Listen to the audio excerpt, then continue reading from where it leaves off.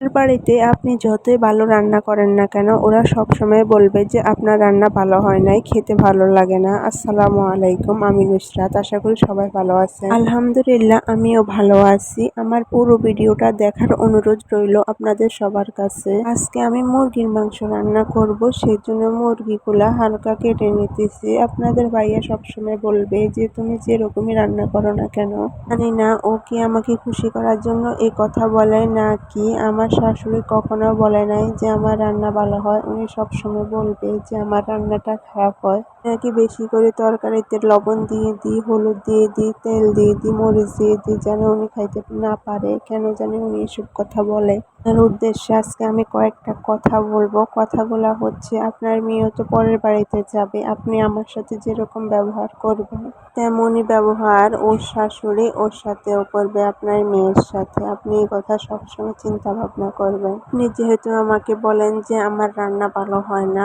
তাহলে বুঝবেন আপনার মেয়ের রান্নাও ভালো না। আপনার মেয়ের শাশুড়িও আপনার মেয়েকে বলে যে তার রান্না ভালো না।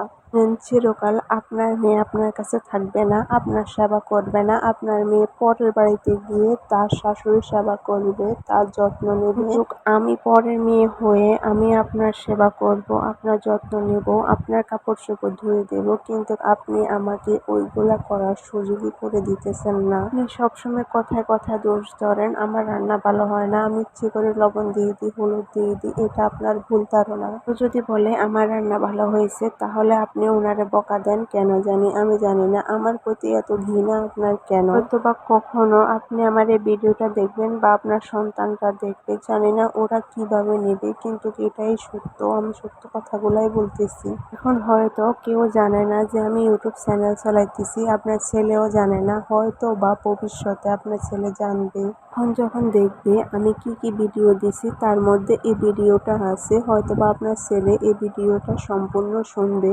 তার উদ্দেশ্যে একটা কথাই বলবো, তুমি শুনে যদি তোমার মন খারাপ হয়, এতে আমার কোনো কিছু যায় আসে না। আমি যথেষ্ট চেষ্টা করছি আর 7 বছরের মধ্যে আমার মাকে খুশি রাখার জন্য, কিন্তু আমি ব্যর্থ হয়েছি। আমার কোনো কিছু ওনার পছন্দ হয় না, আর রান্না ওনার পছন্দ হয় না, আমার জামা কাপড় ধোয়া ওনার পছন্দ হয় না, আমার ঘর ঝাড়ু দেওয়া ওনার পছন্দ হয় না, ঘর মোছা পছন্দ হয় না, কোনো কাজই ওনার পছন্দ হয় না। কি কারণে পছন্দ হয় না ওইটাই আমি বুঝি না। আমার কাজগুলো সবাই বলে যে ভালো হয়, মোটামুটি আস্তে আস্তে ঠিক হয়ে যাবে, মোটামুটি ভালোই রান্না করতে পারি, কিন্তু আমার শাশুড়ি কখনো বলে নাই যে এই রান্নাটা ভালো হয়েছে। আমার জায়েরা আমার খাবার খেয়েছে, ওরা বলছে ভালো হয়েছে। ঢাকায় আসার পর আপনাদের ভাইয়াকে তো আমি রান্না করে খাওয়াই, উনি তো কখনো বলে নাই যে তোমার রান্না খারাপ হয়েছে বা লবণ বেশি হয়েছে বা হলুদ বেশি হয়েছে। হয়তো বা আপনারা বলবেন যে আপনি কয়দিন হয়েছে ইউটিউবে কাজ করতেছেন, ফ্যামিলিগত কথা নিয়ে কথা বলতেছেন। আসলে আমার মনটা খুব খারাপ। বিয়ের আগ থেকে আমার খুব ইচ্ছে ছিল যে আমি বড়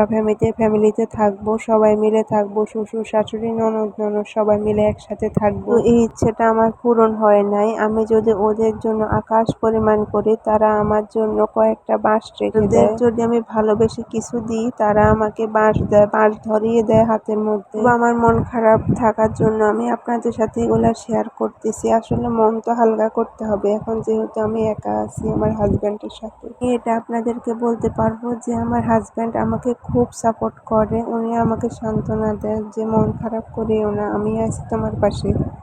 হাজার গুণে একজন ভালো স্বামী পেয়েছি যে সব সময় আমাকে সাপোর্ট করে। তার ফ্যামিলি আমাকে যদি কিছু বলে, সে তাদেরকে এটা বকা দেয় যে ওকে আপনারা শিখে নেবেন, ওর হাতে হাতে সব কাজগুলা করে নেবেন, কিন্তু ওরা তো এটা করেই না, উল্টা খাবার রান্না করলে ওটা দোষ দেয়। আজকে শুয়ে শুয়ে বয়স দিতেছি, ছোট মেয়েকে ফায়ে ঢুলাইতেছি আর বয়সটা দিতেছি। আজকে শুধু রান্নার ভিডিও দেখাবো। এই যে আজকে আমি রান্না করতে করতে আপনাদের ভাইয়ের কাছে ধরা খেয়ে গেলাম। ভাইয়া আমাকে পানি ফুটিয়ে খাইতে দেয় না, উনি পাম্প থেকে পানি কিনে আনে প্রতিদিন। পাম্প থেকে পানি আনতে যাবে, তখন দেখলো যে আমি রান্নাঘরে রান্না করতেছি। কি রান্না করতেছি এটা দেখতে এসে দেখে ভিডিও করতেছি। তখন আপনাদের ভাইয়া আমাকে বললো যে কেন ভিডিও করতেছো, তুমি না কাজ করা বন্ধ করে দিয়েছো? আমি বলতেছি হ্যাঁ। আমি বললাম কাজ করা বন্ধ করেছি, তাতে কি হয়েছে, ভিডিও কি করতে পারি না? তখন ও হাসতেছে মুচকি মুচকি, বলে কি করো তুমি, ওইটা আমাকে বলো সত্যি করে। তখন আমি বললাম যে আমি কাজ করতেছি, কয়েকটা ভিডিও আস্তে আস্তে আপলোড দিতেছি, দেখি কিছু হয় কিনা। আমি আপনাদের ভাইয়ের চোখের দিকে তাকালে আর মিথ্যে কথা বলতে পারি না, হাসি চলে আসে আমার মুখের মধ্যে। এরকম কার কার হয় ওইটা অবশ্যই বলবেন। তারপর আমি তো রান্না করতেছি ওইদিকে চলে গেছি। আপনাদের ভাই আমাকে শুধু জিজ্ঞেস করতেছে কি করতেছে, সেই জন্য ভিডিও অন হয়ে ভিডিওটা অফ করতে আমি ভুলে গেছি। ওইদিকে তো আপনাদের ভাইয়ের সাথে আমি কথাই বলতেছি, পরে এসে দেখি আমার ভিডিও চলতেছে, রান্নাও হইতেছে আস্তে আস্তে। আপনারা প্লিজ আমার কথাগুলো নেগেটিভ ভাবে নেবেন না। এরকম অনেক শাশুড়ি আছে যে বউয়ের হাতে রান্না ওদের পছন্দ হয় না। তো আমার শাশুড়ির আমার রান্নাটাই পছন্দ হয় না, আর সবার রান্না পছন্দ হয়। যেমন আমার আরো দুইটা যা আছে, ওদের রান্না পছন্দ হয়, ওদের মতোই আমি রান্না করি। আমার জায় বলে যে আমার থেকে তোর রান্না বেশি ভালো হয়, কিন্তু আমার শাশুড়ি বলে যে আমার রান্না ভালো হয় না। সবসময় নিজেকে সান্ত্বনা দিই যে উনি মুরব্বী মানুষ, ওনার এরকম হতেই পারে। উদ্দেশ্যে আমি ছোট্ট একটা কথা বলবো, আর আমি রান্না করতে পারি এটা আমার যোগ্যতা, আপনার মুখের স্বাদ লাগে না এটা আপনার ব্যর্থতা।